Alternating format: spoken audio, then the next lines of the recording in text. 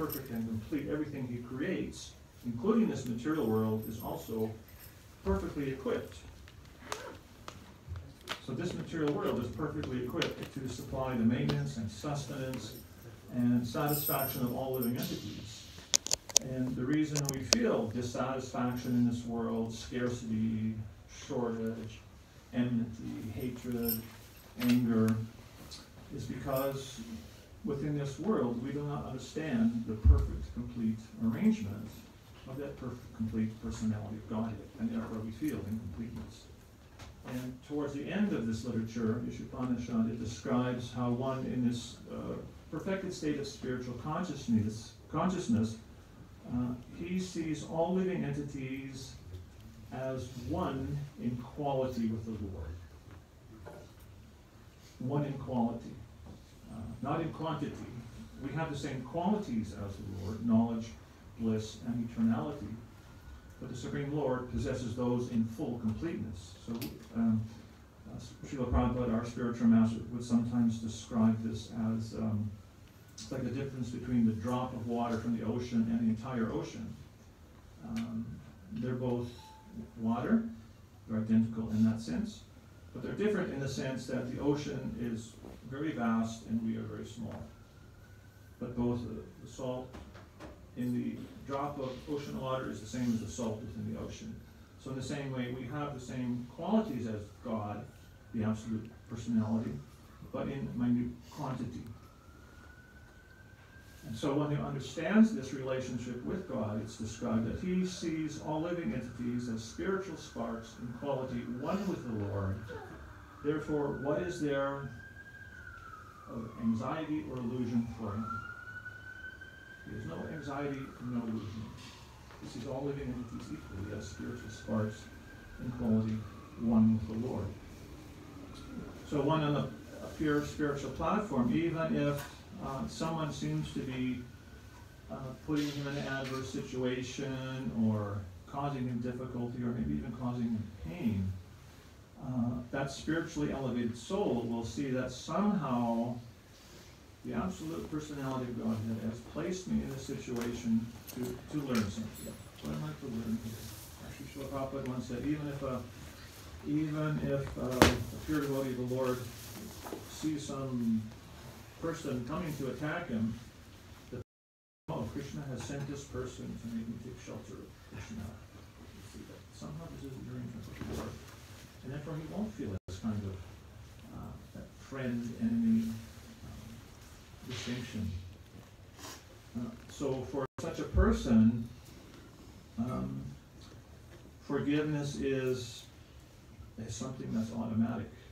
I was describing to the devotees here the other day how there was,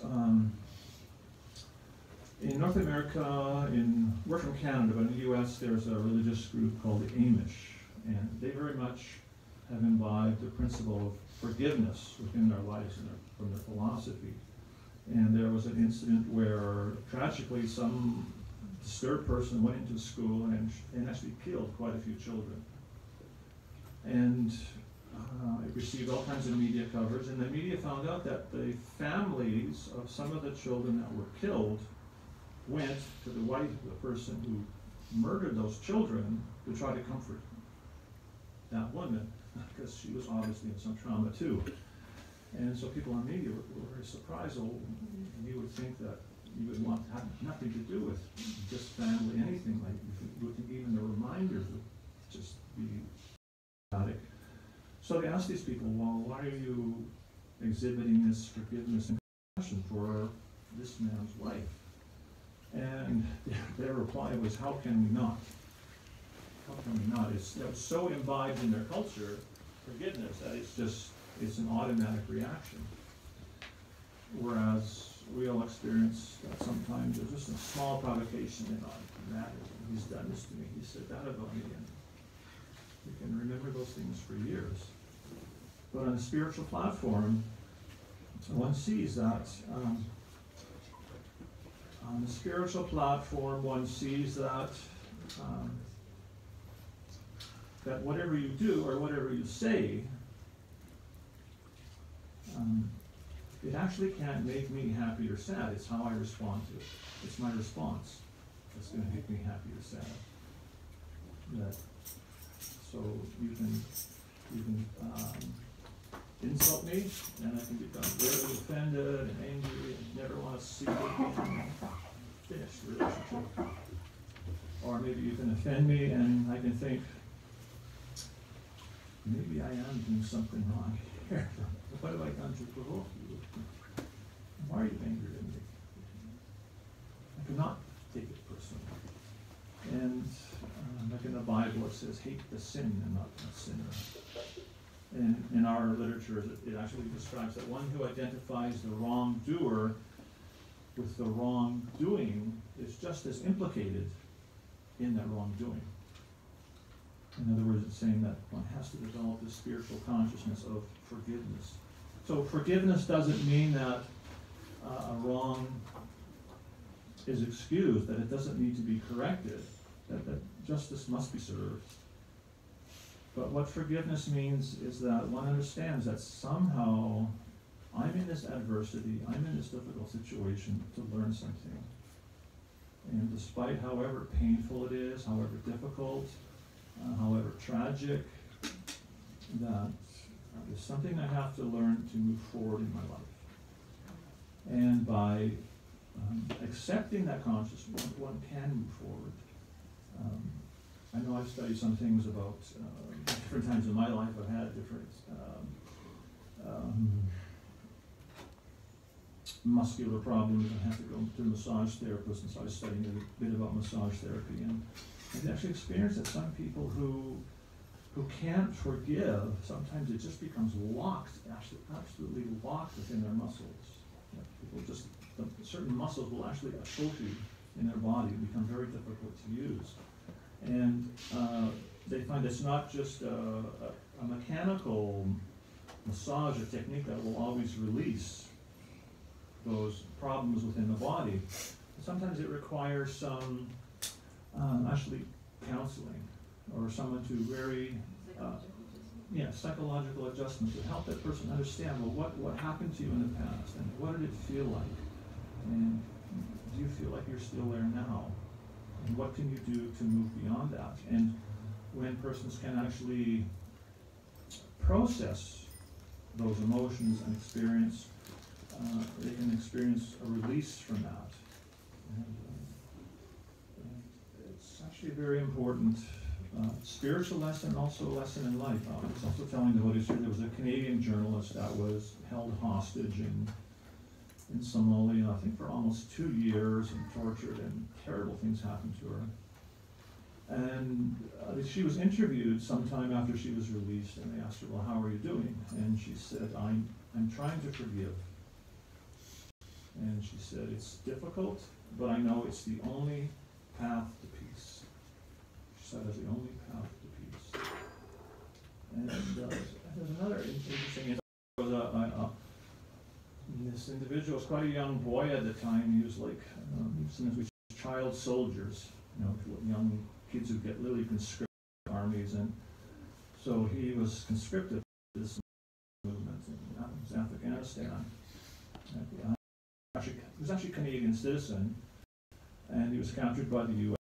and taken to Uttama Bay. I think he spent almost 14 or 15 years, winning 14, so he spent a great amount of his life there. And eventually he was, and he said a very similar thing, that he was also tortured. This 14-year-old kid goes in, when he was tortured, he said he sorry that we're torturing him. He said he thought, well, they must be experiencing something so terrible inside, that he had that vision to overcome that. And there's another very interesting, it became a very famous psychologist. His name was Viktor Frankl, also, who was, he was a survivor of the Nazi concentration camps. And he also had this kind of a epiphany or breakthrough during that period. And he said he had this realization how between, he saw that between when you have some stimulus and when there's a response, he saw there's a very brief opportunity where you can choose how to react. There's a very brief, a very small window that I can choose. So somebody might provoke me in some way, and I can just immediately react, and when we immediately react, it's usually very unconstructive. Somebody might say some harsh words to me, I'll immediately say something harsh back. Just bing bang, it's like automatic. But if I could muster a little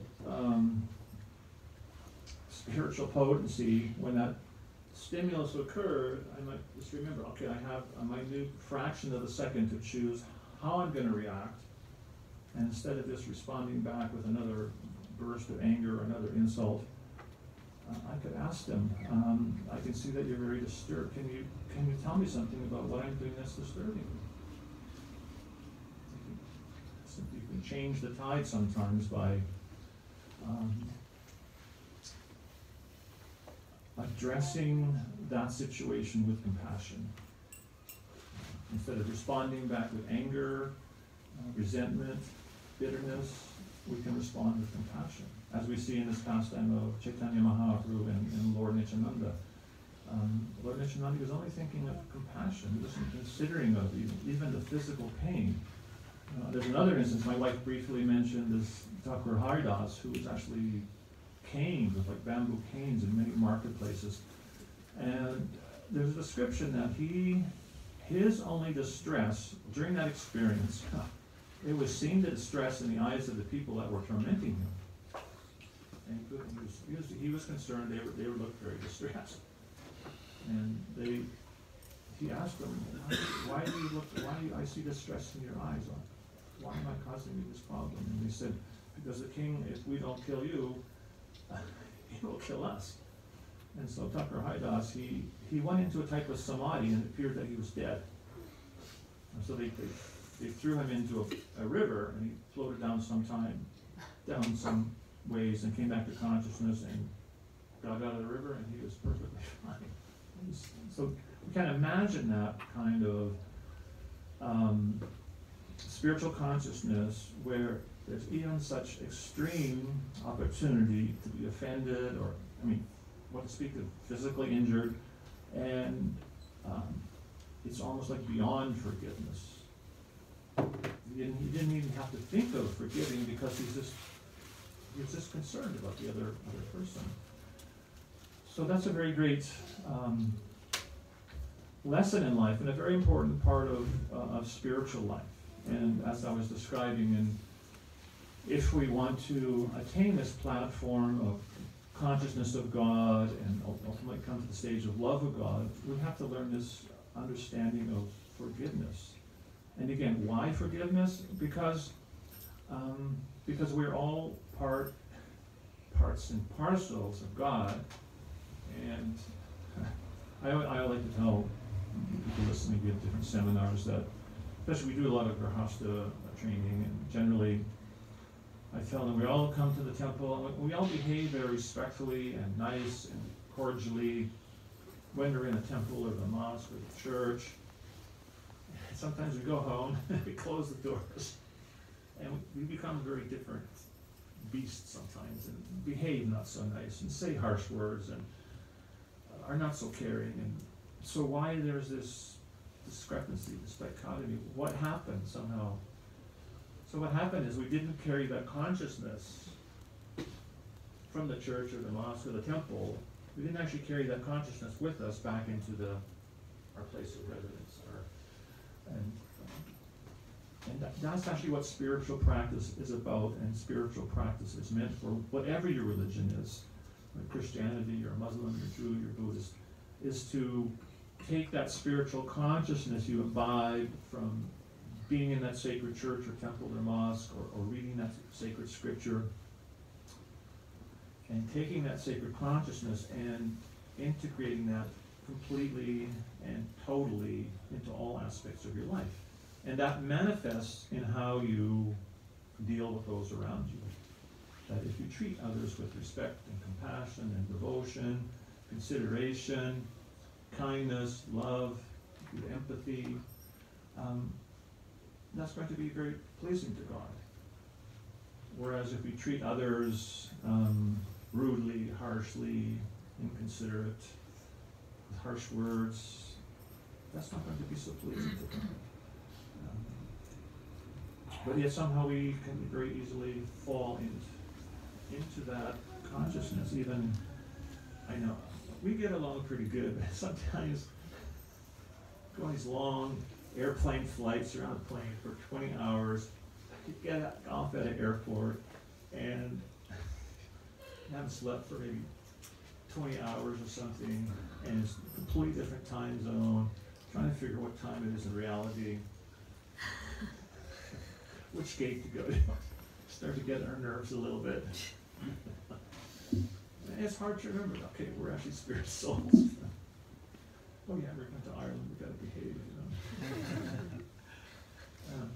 It's not easy.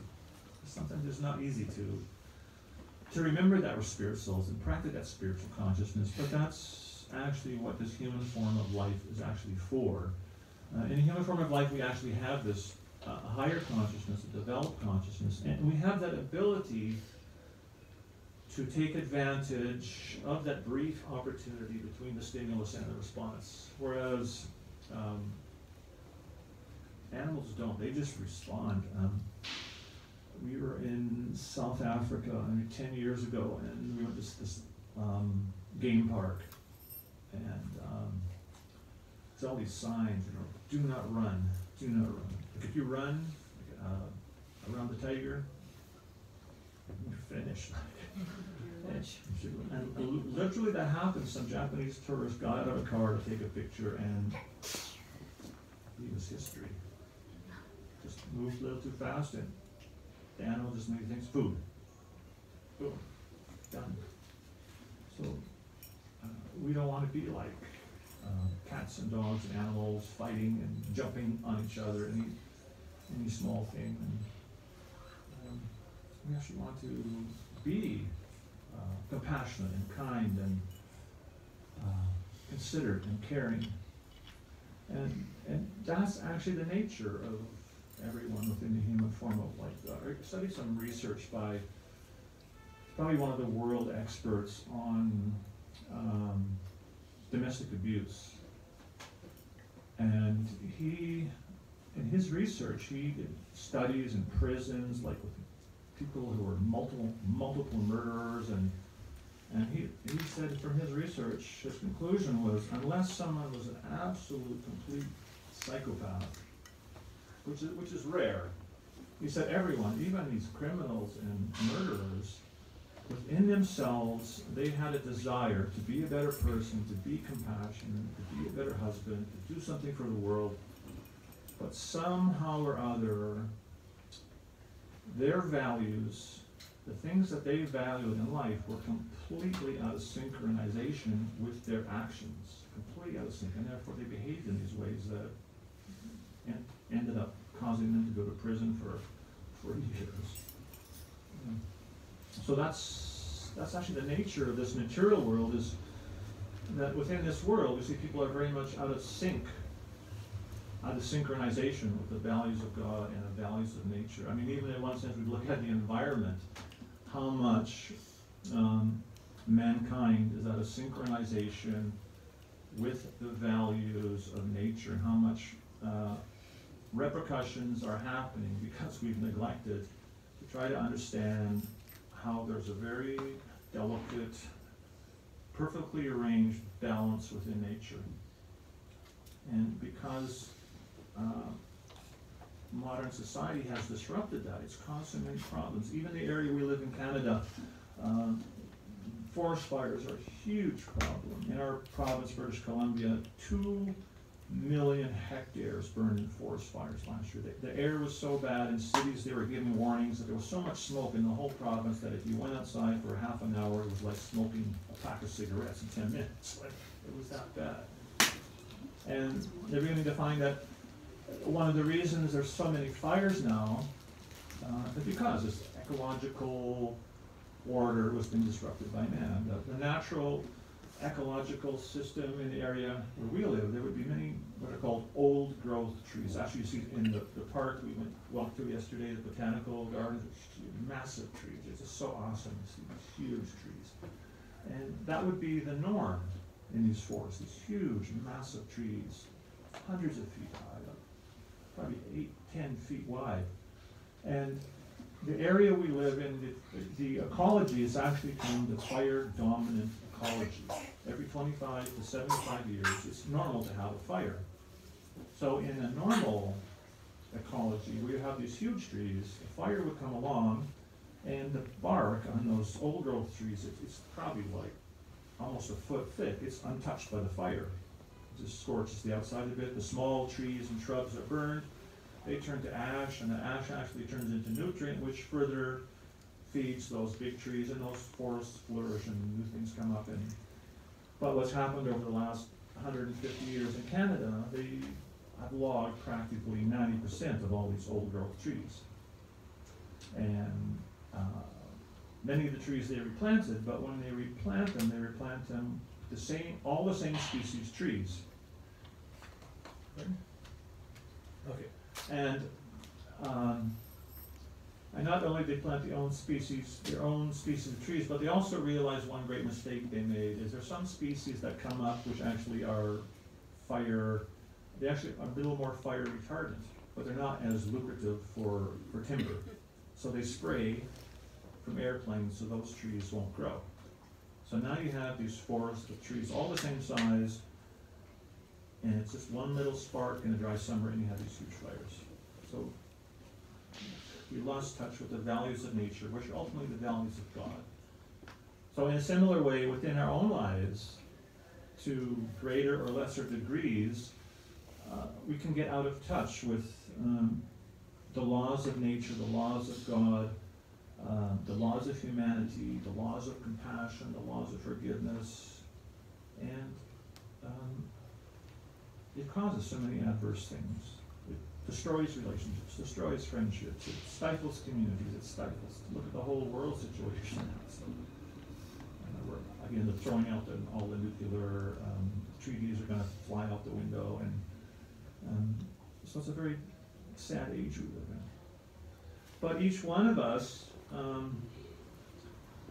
we have an opportunity to make the world better by making ourselves better. Like everyone in this room is a very unique spirit soul who's been given very unique qualities, very special qualities, special skills, unique characteristics. Everyone has a different kind of gem. And this world is meant so everyone can develop those qualities and flourish.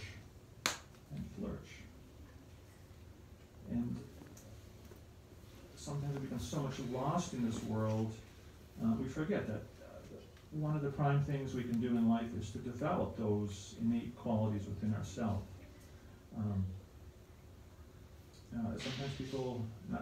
I think we're all so much absorbed in so many things in the world around us that we have no control over.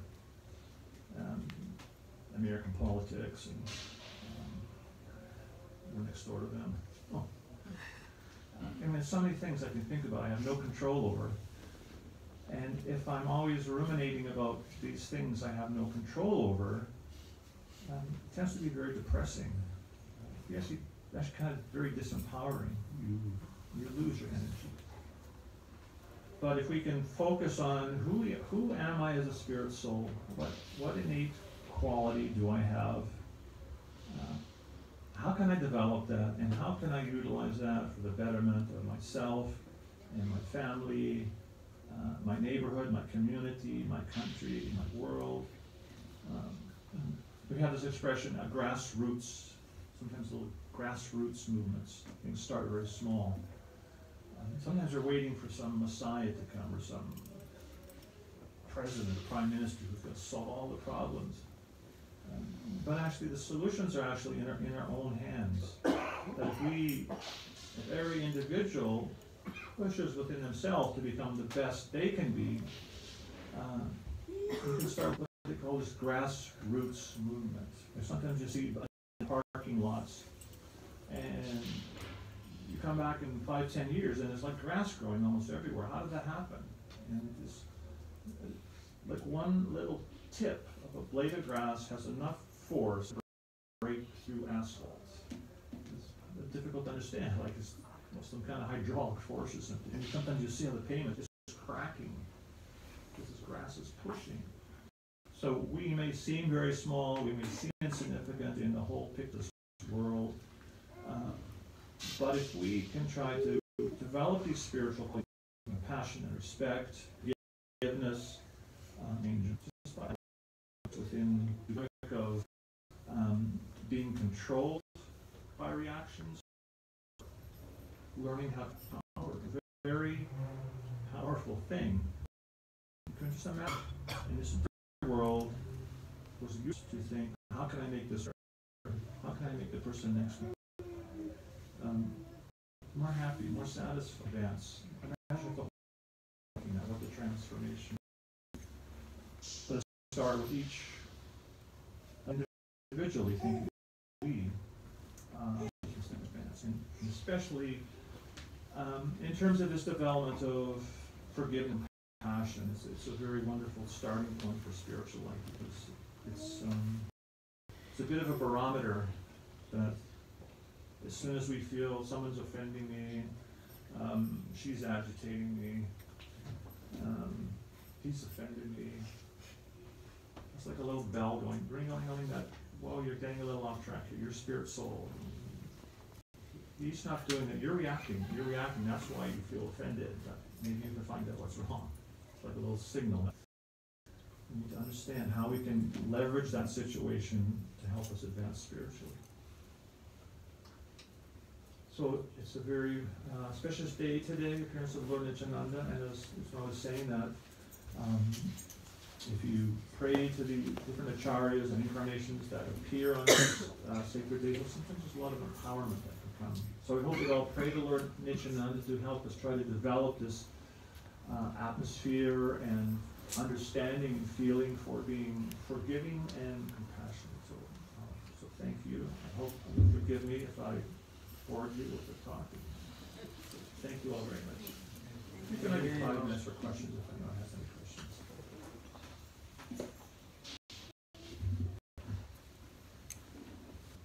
Thank you very much. Hare Krishna. Hare Krishna. So just one question. So I mean, you've probably answered it very well there. But so what is your kind of, in a nutshell, what advice you give to communities, to make the most, to be as best as they can? I think it's actually the best you can, and helping others to be the best they can. I understand what that means for everyone, and how can you facilitate others to see what their needs are. And sometimes your family members might be going through some difficult time, and just you reaching out to them in a passionate way. Just being personal. I was telling you the other day how generally I'll say, how are you doing? And it's fine, okay.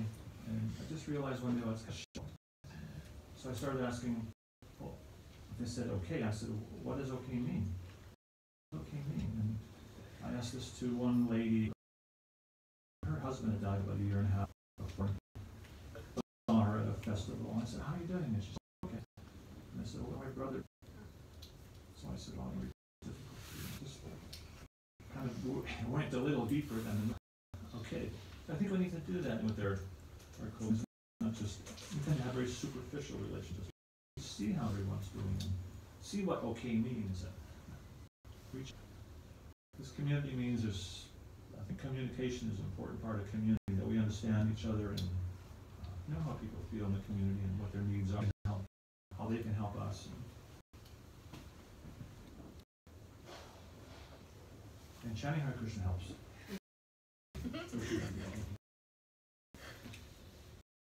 Anything else? Hare Krishna. Hare Krishna. Is it Krishna movement in China? Yes. Yes? Oh. A little underground, but yes. North Korea? North Korea? I don't know about North Korea. No. South Korea, yes, for sure. North Korea.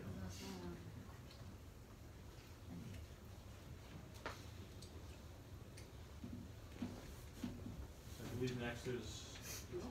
Well, we still got 10 minutes unless Uttama wants to say something else. So, if I understand you correctly, you want us to fill the hole.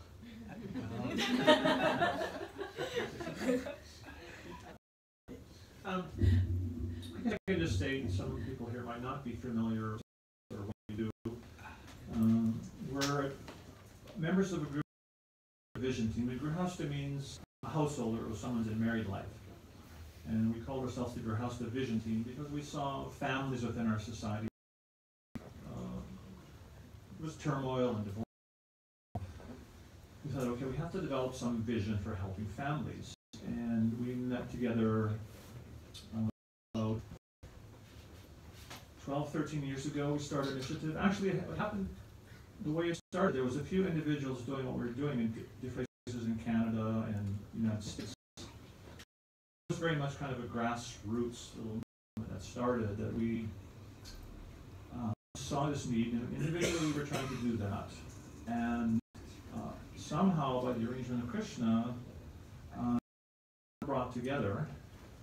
There was one nations director in our society who we know.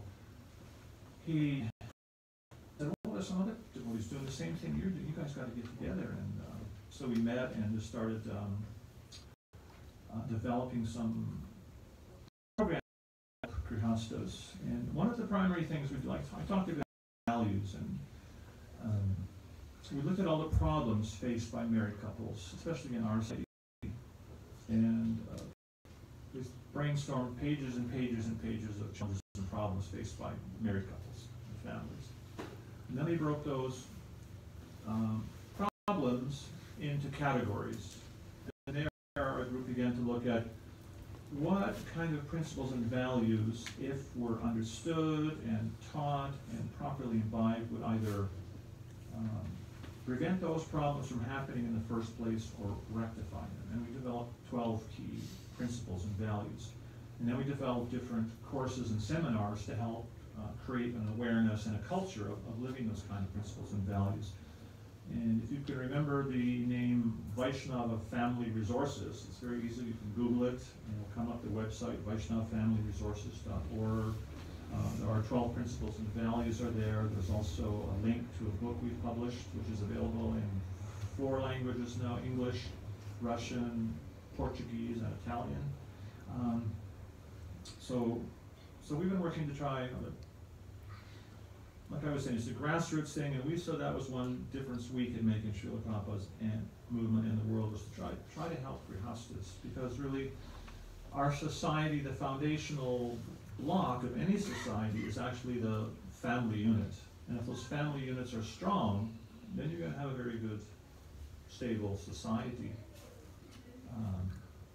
Whereas if all your family units are crumbling, it's going to be very difficult to have a very peaceful or prosperous society. Even it might be materially prosperous, you'll see people be very dissatisfied despite the prosperity. But if a society is built on stable families with firm spiritual values, then people will actually be satisfied and happy. So that's what we've been doing the last 15 years of working on that, and that's the reason we're here, and we're thankful for the opportunity to be here and share whatever little we have gleaned from Srila Prabhupada's teaching with others. Thank you, Manu, and devotees here for inviting us. We're very much indebted to all of you. Very well.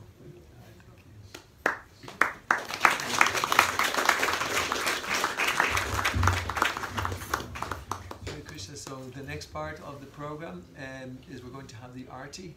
So if everyone would like to stand up, and Madhav Hari Prabhu is going to lead us in some more Krishna conscious kirtan. Haribol.